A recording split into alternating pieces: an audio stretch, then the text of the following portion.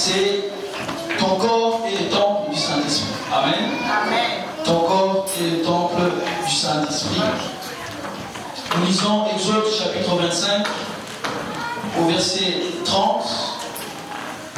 Exode 25 Exode chapitre 25 au verset 30. Et 1 Corinthiens 6 verset 19. 1 Corinthiens 6 verset 19. Ensuite on va lire 2 Corinthiens 6 au verset 16. Donc Exode 25, chapitre 25 au verset 30. Ensuite on va lire 1 Corinthiens 6, 19 et 2 Corinthiens 6, 16. Amen. Est-ce qu'il y a quelqu'un pour lire ou je vais lire? Alléluia. Voilà, il est dit, tu mettras sur la table.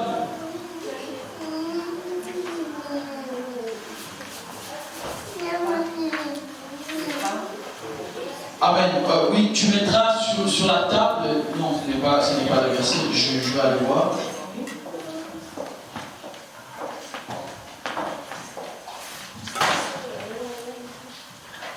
J'ai dit Exode combien? 25 hein? 25.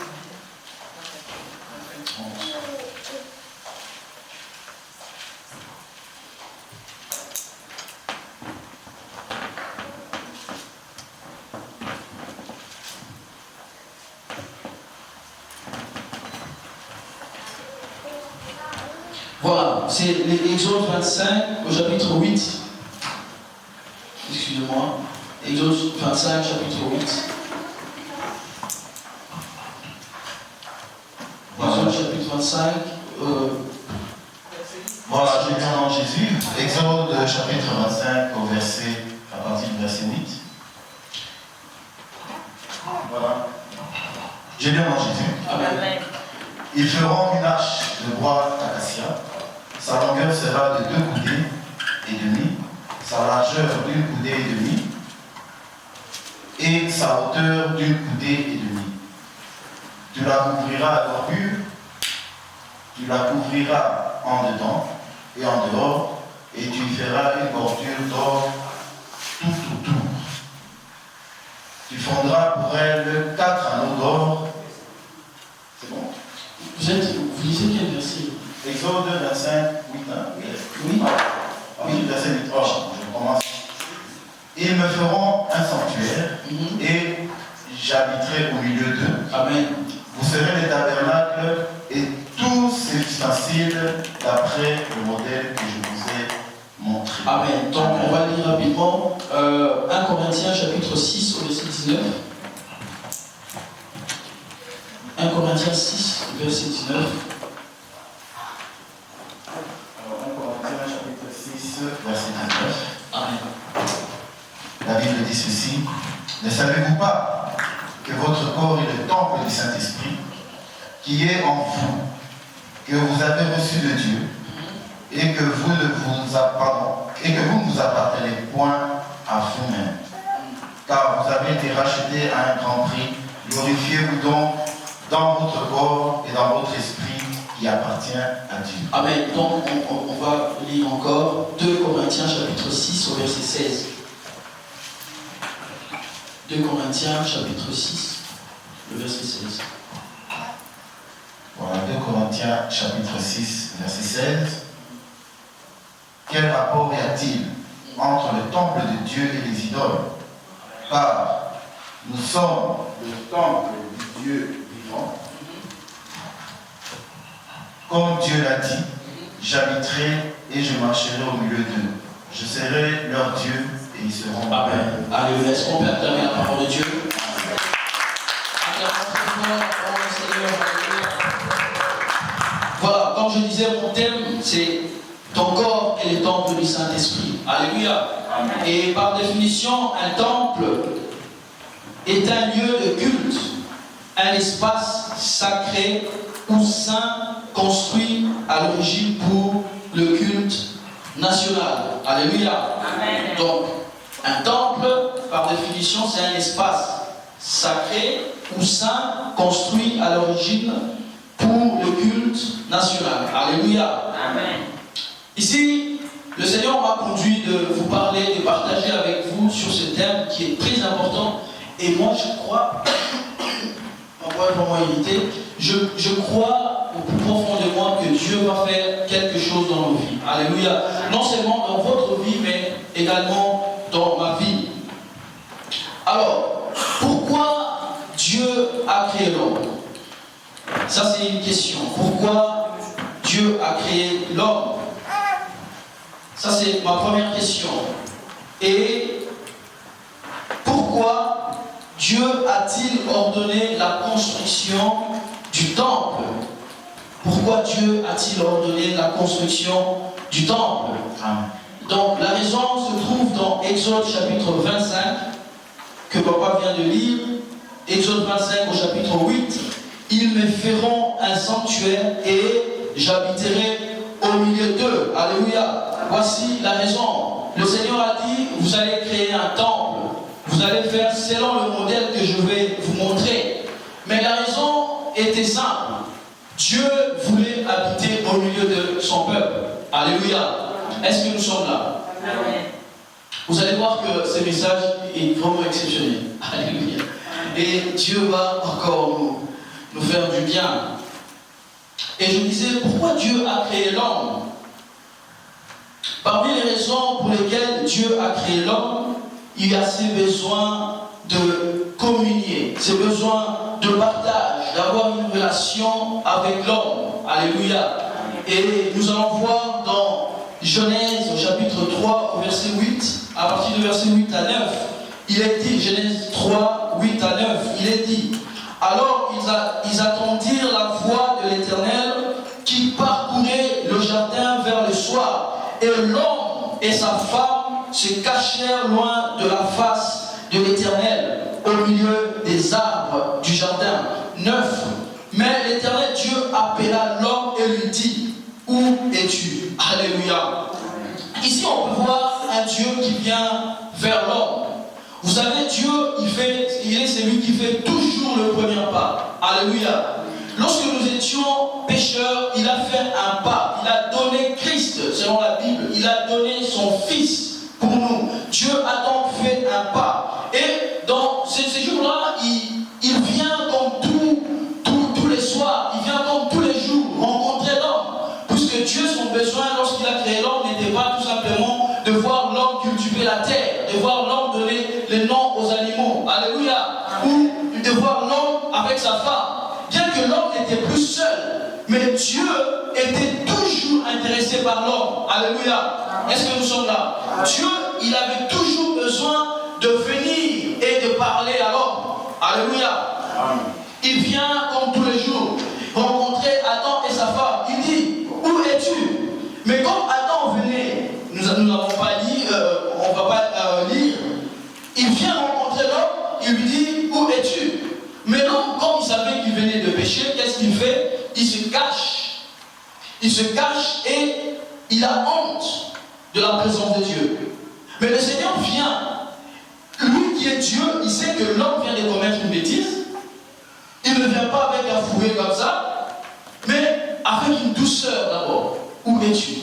Parce que Dieu avait cette habitude de venir auprès, tous les jours, visiter l'homme, parler avec l'homme, alléluia, s'entretenir avec lui. Et l'homme également aimait la présence de Dieu. Alléluia.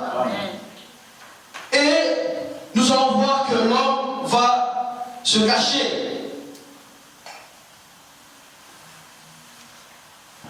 Et il y a quelque chose qui est très important dans cette histoire, c'est que Dieu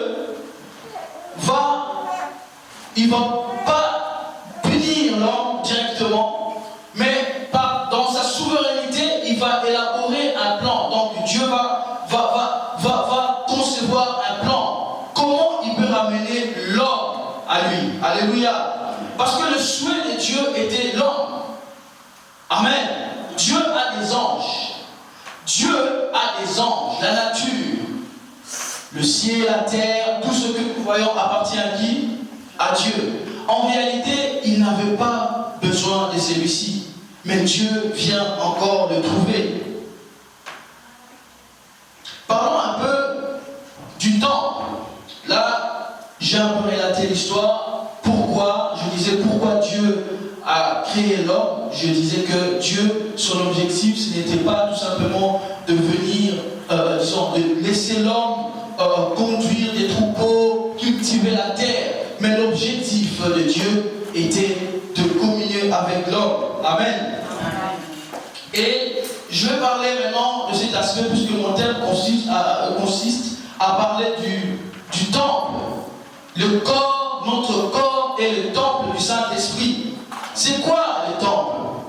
Nous l'avons déjà défini. Mais je vais parler brièvement du temple, ou ce qu'on appelle le tabernacle de Moïse. Alléluia. Lorsque Dieu a pris Israël en Égypte, ils ont traversé le désert. Ils vont arriver quelque part. Dieu va ordonner à Moïse de construire le tabernacle, un temple, un lieu où Dieu viendra visiter Moïse, donner des instructions. Alléluia. Et ces lieux étaient vraiment visibles. Ça existe. Ce n'est pas seulement écrit dans la parole, mais c'est visible. Alléluia. Si vous allez en Israël, on peut vous relater l'histoire. Amen. Il y a des preuves. Donc Dieu va dire à Moïse, viens et construis un tabernacle. Et il va dire beaucoup de choses. Il va détailler beaucoup de choses. Alléluia. Amen. Alors, le tabernacle de Moïse dont je parle était constitué de 3 parties. Amen. Il y avait le parvis. Je ne sais pas si la sœur peut déjà projeter l'image que j'ai envoyée. Donc, le temple était, voilà, c'est le temple. Je ne sais pas si tu peux grandir un peu, voilà, ça c'est mieux. Vous voyez bien? Amen. Voilà, ça c'est le temple qu'on appelle le tabernacle de Moïse. Et on peut voir le parvis.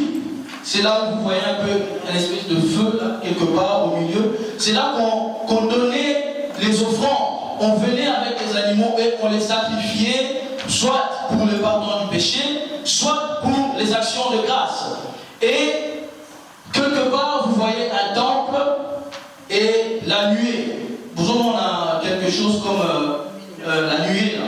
Hein, vous voyez ça? Donc, ça, c'était la présence du Seigneur. Alléluia. Lorsque Dieu descendait, ce n'est pas Dieu, mais c'était une manifestation de sa présence. Donc, je disais que le temple était constitué de 3 parties, le parvis, et à l'intérieur, vous avez les lieux saints, et ensuite, le lieu très saint. Dans le parvis, là, vous voyez les gens en train d'allumer le feu et de sacrifier. Ça, c'est ce qu'on appelait le parvis. Je ne vais pas aller dans le détail. Et à l'intérieur, c'était divisé en 2. Vous avez le lieu saint et les lieux très saints.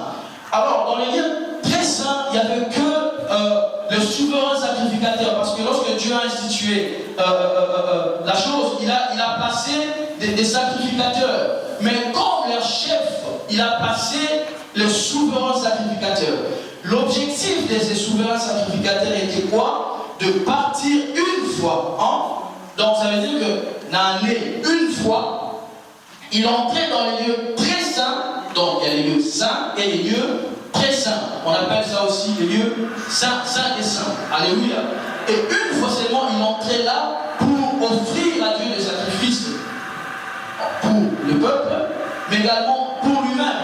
Mais le problème, c'est que lorsqu'il entrait là, si sa vie ne correspondait pas aux exigences de la présence de Dieu, il pouvait mourir. Puisque c'était un lieu sacré. La fumée que vous voyez là, c'est la manifestation de la présence de Dieu. Une manifestation tangible. Je l'ai déjà enseigné ici. Une manifestation tangible, palpable. Et que tout le monde, c'est pas que Moïse qui voyait ça, mais c'était tout le peuple. Vous voyez, lorsque Dieu venait, il a prouvé sa présence, on pouvait constater cette nuée. Est-ce qu'on peut acclamer la parole de Dieu?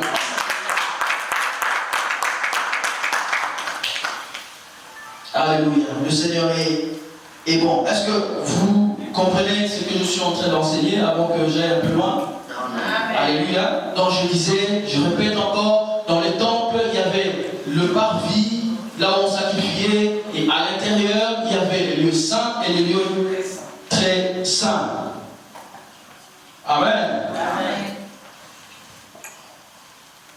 Et c'est dans les lieux très saints que Dieu avait placé, demandé plutôt à Moïse de placer l'arche de l'alliance. Alléluia. Ça c'est vraiment un enseignement détaillé. Ça peut prendre plusieurs minutes, ça peut prendre plusieurs jours. Alléluia. Mais on ne va pas aller dans le détail parce que le but c'est un peu de venir là pour arriver quelque part. Amen. De commencer là et ensuite partir quelque part. Alléluia. Amen. Donc je disais que c'est dans les lieux très saints que Dieu demandait à Moïse de placer l'arche. Et l'arche symbolisait la présence de Dieu. Ce n'était pas permis à n'importe qui de toucher l'arche. Bien aimé, c'est que je suis en train de vous faire comprendre, et tout simplement que le tabernacle pour Dieu était sacré. Pour le peuple, le tabernacle était sacré. Alléluia. Donc ce n'était pas n'importe qui venait comme ça par, je ne sais pas, audace ou tu prends l'initiative de venir avec le bouc ou je ne sais pas un mouton pour offrir à Dieu. Alléluia. Il y avait des principes parce que ces lieux étaient très dangereux, même pour les souverains sacrificateurs. Alléluia. Amen.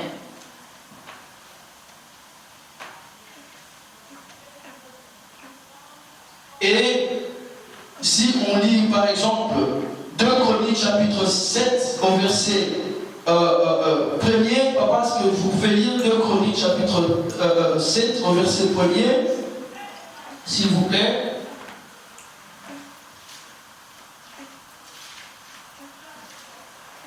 De Chroniques chapitre 7, le premier verset. Amen. Voilà. J'ai bien entendu.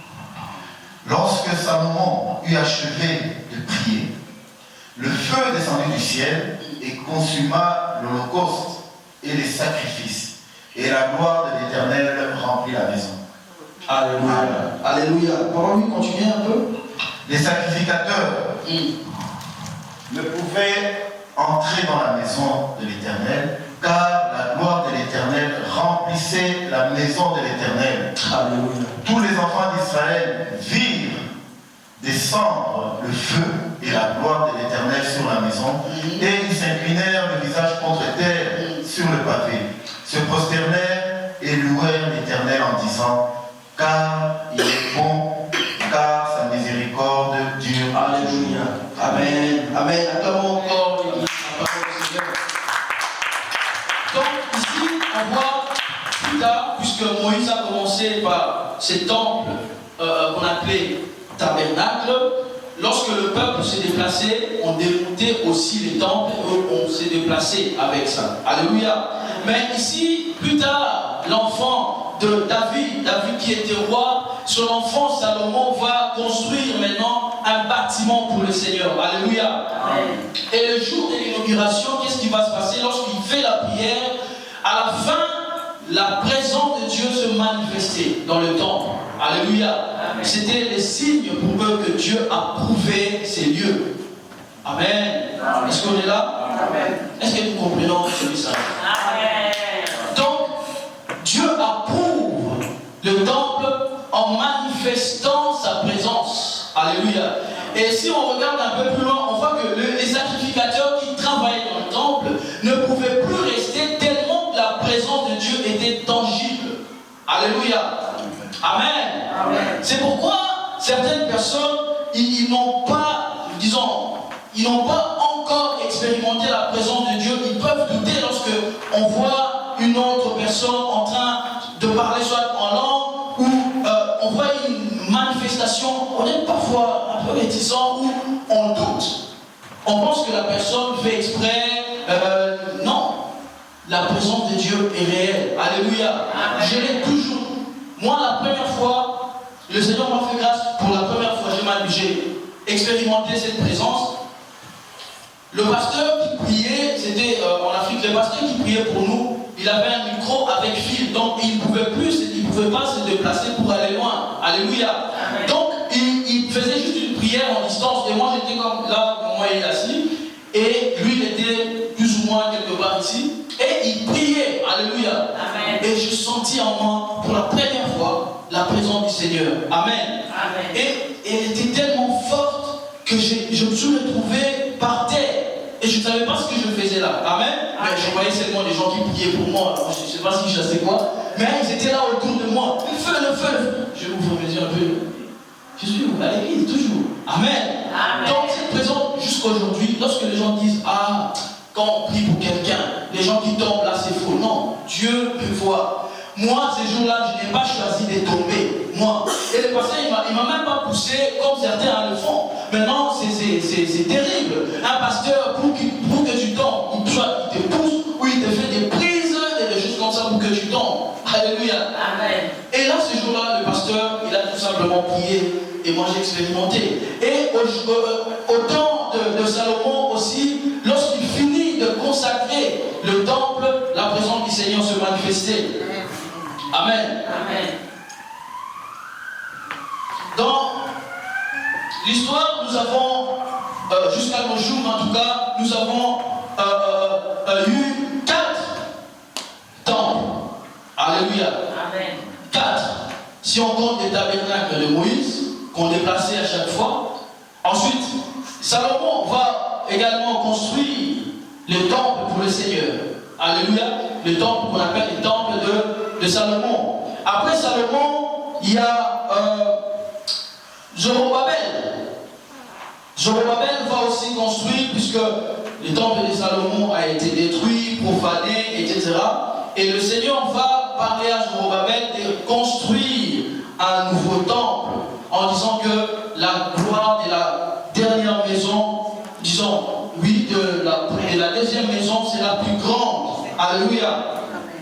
Et après Zorobabel, il y a le temple des héros, les grands. Donc le temple de Zorobabel va être encore détruit. Et Hérode le grand va aussi bâtir un temple pour le Seigneur. Et ce temple va être détruit. Amen. Donc j'ai cité combien? Les tabernacles de Moïse, les temples de Salomon, les temples de Zorobabel et le temple d'Hérode le grand. Donc ça fait combien? Ça fait 4.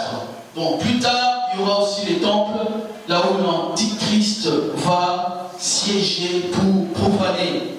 Alléluia. Amen. Mais le temple qui nous intéresse aujourd'hui, c'est notre corps. Jésus, il était terrible, cet homme. Alléluia, il est terrible, puisqu'il est vivant. Amen. Jean chapitre 2, verset 19 à 21. Jean chapitre 2, verset 19 à 21. La Bible dit, Jésus leur répondit, détruisez ce temple et en 3 jours je le relèverai. 20. Le Juif dit, il a fallu 46 ans pour bâtir ce temple. Et toi, en 3 jours, tu le relèveras. Mais il parlait du temple de son corps. Wow. Donc depuis des années, ces hommes, les pharisiens, les gens qui étaient habitués à la loi de Moïse, voyaient le temple comme un bâtiment, comme aujourd'hui nous voyons des lumières, des lampes et tout ça. Et lorsqu'on parlait du temple, directement dans leur esprit, ils voyaient soit les temples de Zorobabel, les temples de Salomon ou les tabernacles de Moïse. Mais Jésus va introduire quelque chose de nouveau en parlant de son corps comme un temple. Il ne va pas prendre la peine d'expliquer à ces gens que le temple dont je suis en train de parler, il va placer le temple que je viens de citer, il va le remplacer par notre corps. Il va faire de notre corps un temple, un sanctuaire. Vous savez pourquoi je disais que le temple était un lieu sacré, consacré, où n'importe qui ne pouvait pas entrer, faire n'importe quoi. C'est tout simplement pour nous dire que le corps que nous avons, le corps que tu as, frère, le corps que tu as, ma soeur, est sacré devant les hommes. Dieu ne néglige pas en disant, bon, le temple là-bas de Salomon était grand, il y avait, je ne sais pas, de l'or, il y avait, c'est pourquoi j'étais exigeant, bon, le corps humain, bon, je comprends, l'homme a des faiblesses. Non, Puisque le Seigneur va considérer ton corps comme son temple. Dès l'instant où Dieu place son temple en toi, tu es consacré et sacré. Amen. C'est-à-dire tu ne t'appartiens plus à toi-même. Tu ne peux plus décider de ton corps comme si ça t'appartient de prendre les décisions ou faire avec ton corps n'importe quoi.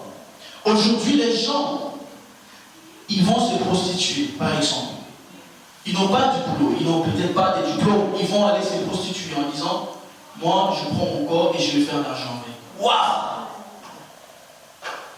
Alléluia. Amen. Alléluia.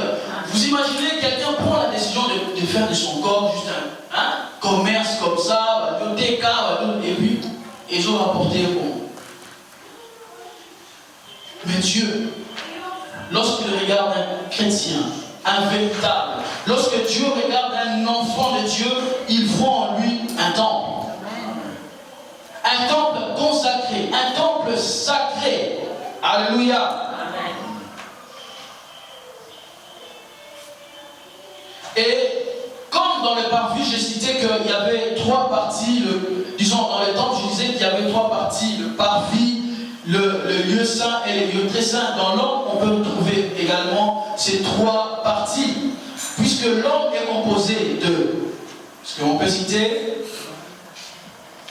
L'âme, l'esprit et le corps. L'âme, L'esprit. mais pardon, hein, si on commence, on va dire l'esprit d'abord. Ouais. Et les corps. Est-ce qu'on peut acclamer pour nous-mêmes?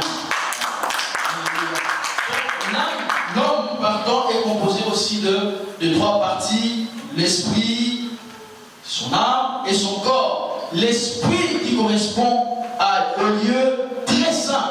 Alléluia.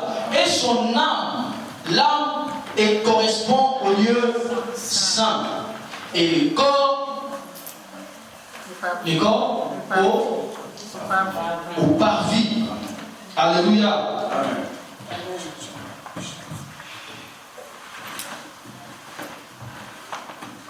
Le corps. Je vais commencer par parler du corps. C'est très important. Nous pouvons voir par exemple lorsque l'apôtre Paul dit dans 1 Corinthiens 6, 19, ne savez-vous pas que votre corps est le temple du Saint-Esprit qui est en vous, et vous avez reçu de Dieu, et que vous ne vous appartenez point à vous-même. Alléluia. Et le corps que nous avons, alléluia, le corps que nous avons ne nous appartient pas. Si on suit ce verset, le corps que nous avons ne nous appartient pas. Et lorsque je dis ne nous appartient pas, je ne parle pas de tout le monde, je parle des chrétiens, un véritable chrétien. Parce que un païen, quelqu'un qui ne connaît pas le Seigneur, il peut faire de son corps ce qu'il veut. Alléluia. Mais nous, à l'instant où on reçoit Jésus dans notre vie, notre corps devient son temple. Si, tel que nous sommes là, si nous avons réellement reçu le Seigneur dans notre vie, automatiquement notre corps devient quoi? Son temple. Vous voyez pourquoi un chrétien ne peut pas faire n'importe quoi avec son corps? Vous voyez pourquoi un chrétien ne peut pas dire n'importe quoi? Puisque seulement son corps est sacré. Alléluia. Lorsque la Bible dit que celui qui pêche avec son corps pêche, disons, celui qui commet l'impudicité pêche contre. Non. Celui qui pêche, la Bible dit que celui qui commet l'impudicité pêche contre qui? Vous êtes sûr? Papa, c'est vrai? Pardon? Oh, c'est un partage, hein? C'est lui qui pêche, disons, qui commet la publicité, pêche contre qui? Contre son propre corps. Contre son, pas contre le Saint-Esprit, mais contre son propre corps. Parce que le corps que tu as ne t'appartient pas. Alléluia. C'est pourquoi nous devons faire très attention. Le corps. comment se vêtir, comment se présenter devant les gens. L'apparence, vous savez, se présenter devant vous comme ça, vous pouvez soit insulter Dieu, soit l'honorer. Vous savez ça? Si moi, je vois une fille qui prétend aller à l'église, servir les seigneurs, ou un homme qui prétend être chrétien, s'habiller de manière bizarre, soit je glorifie Dieu, soit je l'insulte. Alléluia. Donc, notre corps doit être soigné, notre corps ne nous appartient pas, nous devons faire très attention avec notre corps. Alléluia. Et je vais parler de l'âme. L'âme, c'est quoi? L'âme, c'est les centres des émotions. Notre âme est les centres des émotions, de notre intelligence et de notre volonté. Toutes ces choses, on les trouve où? Dans notre âme. Alléluia. Et je disais, dans Proverbes chapitre 4, au verset 23, il est dit: garde ton cœur plus que toute autre chose, car de lui viennent les sources de vie. Alléluia. Amen. Donc ici, lorsqu'on parle du cœur, on fait référence à notre âme. Alléluia. Donc nous devons garder aussi notre âme qui est le lieu saint. Et notre lieu saint, c'est notre âme. Mais comment garder son âme sainte? Par la prière, par le jeûne, par la méditation de la parole de Dieu. Et dans la vie courante, nous devons aussi faire attention. Vous savez, certaines séries ou films peuvent souiller le temple de Dieu. Alléluia. Le Seigneur disait dans son temple, le temple physique, il avait donné quelques principes en disant: si une femme a ses périodes, ne peut pas faire, par exemple, ne peut pas s'approcher de telle chose, ou si vous n'êtes pas levite, vous ne pouvez pas toucher telle chose. Alléluia. Et c'est la même chose. Notre âme est influencée par le corps. Vous savez, quand je parle du corps, je vois les 5 sens: l'ouïe, l'odorat, le toucher, le goût, et j'ai oublié un. La vue. La vue. C'est-à-dire ce que tu es en train de voir, le film là où tu vois vraiment, ça dérange. Tu es en train d'essuyer ton lieu saint. Alléluia. Certaines chansons, les gens qui disent dans la parole de Dieu, il est écrit nulle part que tu ne chanteras pas la musique profane. Oui, c'est vrai, c'est la vérité. Mais vous savez, c'est dans la parole de Dieu qu'il est écrit: on doit s'entretenir de psaumes, des chansons, des cantiques spirituels. Alléluia. Donc ça veut dire que toi, si tu écoutes Kofi, mais vous savez que Kofi, dans ses chansons, il dit vraiment de bêtises. Vraiment.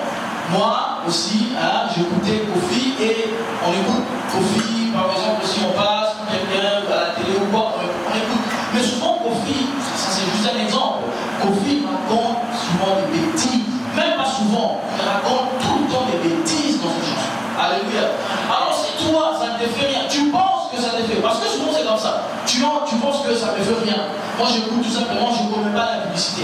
Mais ce qui se passe à l'intérieur de toi, tu ne le sais pas. En écoutant ça, tu es en train de souiller ton lieu saint. Alléluia. En écoutant des chansons qui parlent de l'argent, je vais tuer, je vais buter un tel, j'aurai de l'argent, je vais faire ceci, ah, c'est bien. Alléluia. Mais ce que tu ne sais pas, tu es en train de faire quoi? D'essuyer ton lieu saint. Amen. Alors, je vais parler de l'esprit. L'esprit qui correspond au lieu très saint. Alléluia. C'est un enseignement. C'est pas une prédication, c'est un partage. Vous êtes fatigué? Je dois venir ici ou je peux continuer? Ça va? Moi, il a dit bon. Ça va? Donc, je disais, on acclame le Seigneur, s'il vous plaît. Donc, je disais que le lieu très saint correspond à notre esprit. Donc, je on me suit. Le corps, notre corps correspond à quoi? Le parvis et notre âme. Le sang, et je parle maintenant de notre esprit qui correspond au lieu très très saint. Alléluia. Lorsqu'on reçoit le Seigneur Jésus-Christ, il se passe quelque chose de merveilleux. Alléluia. Le Saint-Esprit, lorsque tu confesses dans ta bouche, comme il est dit, que Jésus-Christ est ton Seigneur et ton Sauveur, et que Dieu l'a ressuscité d'entre les morts, tu reçois les saluts. Alléluia. Mais une fois que tu fais cette prière, il se passe un phénomène, il se passe quelque chose. Le Saint-Esprit vient habiter dans ton esprit. Parce que le Saint-Esprit n'habite pas dans notre corps, dans notre chair. Le Saint-Esprit n'habite pas dans notre âme. Le Saint-Esprit habite dans notre esprit. Alléluia. Vous êtes d'accord avec moi? Vous êtes d'accord avec moi ou pas? C'est la vérité ou je suis en train de... C'est la vérité. Donc, le Saint-Esprit, il vient habiter dans notre esprit. Notre esprit, vous vous rappelez quand j'ai dit l'arche de l'alliance était où? Où on trouvait l'arche de l'alliance? Dans les temples. Dans quelle partie du temple on pouvait voir l'arche? Dans le lieu très saint. Alléluia. Et c'est la même chose. Donc, le Saint-Esprit ne vient pas habiter dans le lieu saint, dans le parvis, il vient habiter dans le lieu très saint qui est notre esprit. Mais nous devons aussi nourrir notre esprit. Mais comment on les nourrit? Aussi par la prière. Vraiment la prière. Comment sanctifie notre esprit? Par la prière. Par le jeûne, par la méditation de la parole de Dieu. Alléluia. Et en obéissant au Seigneur. Amen. C'est dans cette façon-là qu'on peut garder ces lieux qui est très saint, pur. L'apôtre Paul va dire dans Romains chapitre 19, disons, Romains, je pense que c'est Romains 12, au premier verset, il dit: je vous exhorte, frères, à offrir vos corps comme un sacrifice vivant. Alléluia. Donc, quand je parlais du corps maintenant, je disais que c'est dans cette partie, comme le corps correspond au parvis, c'est dans cette partie-là qu'on sacrifie. Donc, notre corps doit être consacré et offrir continuellement des sacrifices pour le Seigneur. Lorsque on est fatigué, on revient du boulot, mais qu'il y a un programme à l'église, on doit absolument participer. Mais on sent qu'on est fatigué. Qu'est-ce qu'on fait? On se sacrifie. Alléluia. Vous voyez la dimension? On n'est plus obligé de prendre des boucs, de prendre des animaux pour aller quelque part offrir, mais là, ça change de niveau. Le sacrifice n'est plus physique, palpable, mais le sacrifice devient aussi spirituel comme notre corps. Amen. Amen. Le sacrifice. Lorsque tu es en train de regarder des mauvaises choses, tu prends la télécommande, tu zappes, tu fais un sacrifice. Lorsque on te demande, avant de donner la promotion, de faire telle chose, ou de prendre un homme, ou je ne sais pas, une femme, mais toi tu refuses, c'est un sacrifice que tu fais. Amen. Alléluia. Amen. Lorsque tu sens dans ton esprit que ça fait des années, des mois, parce qu'il y a des gens comme ça, des années, des mois, tu ne pries pas, ton corps réclame. Vous savez que le corps et l'esprit plutôt réclament la prière. Tu sens que j'ai beaucoup de programmes, mais je dois me sacrifier pour trouver un temps afin de purifier mon lieu très saint. Tu entres en jeûne, tu entres dans la prière, dans la méditation pour te fortifier. Alléluia. Amen. Frères et sœurs, mon message est simple. La fois passée, quelqu'un a écouté mon message, j'ai aussi dit que mon terme était simple, il a dit, mais il ne faut pas dire ça grâce, le terme n'est pas simple. Mais je vais dire, le terme, disons, le message est simple dans le sens où le Seigneur nous dit clairement que notre corps est son temple. Et je vais aussi expliquer que dans le corps, nous avons le corps qui est une enveloppe, hein, c'est une enveloppe, et il contient notre esprit et notre âme. Alléluia. Mais l'explication simple, c'est quoi? Nous devons entretenir le lieu saint qui est notre esprit. Par quoi? C'est une question que je vous pose. Par quoi? Par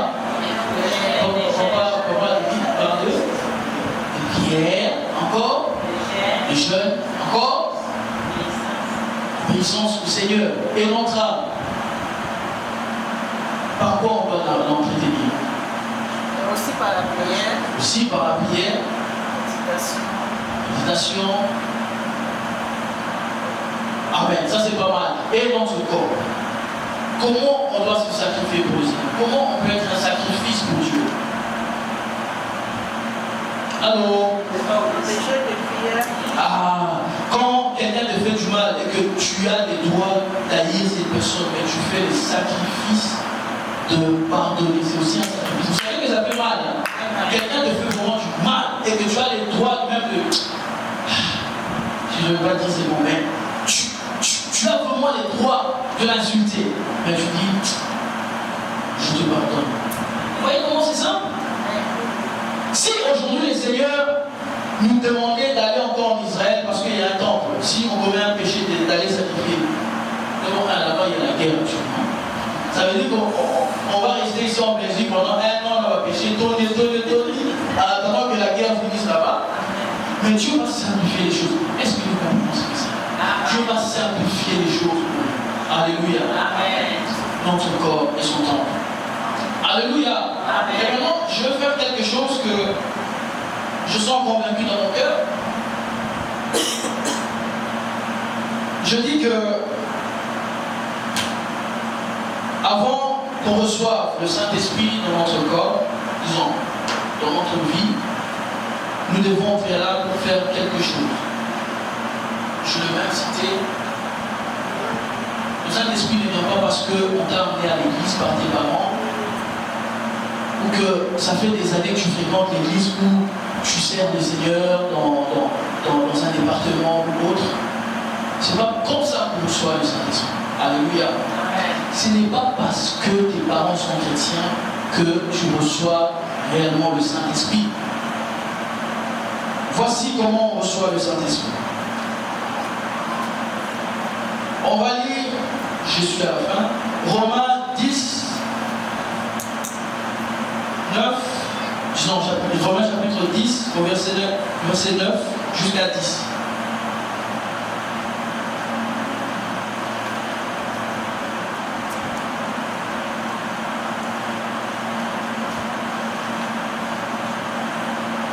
Romains chapitre 10, verset 9 à 10. Je peux lire, papa, vous pouvez lire?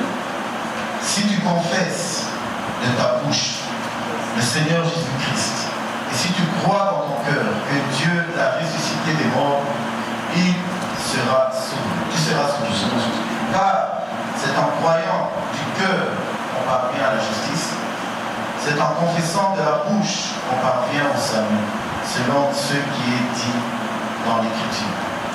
Amen. Alléluia. Amen. Et vous allez être étonnés, comme je disais tout à l'heure, beaucoup pensent avoir le Saint-Esprit. En réalité, ils ne l'ont pas. Amen. Amen. C'est simple. Le Seigneur ne se contredit pas. Si par exemple, peut-être toi, dans ta vie, on t'a amené à l'église, mais tu n'as pas fait cette prière qui est très importante. Pourquoi faire cette prière d'accepter Jésus dans sa vie? Parce que la Bible dit, c'est lui qui confesse.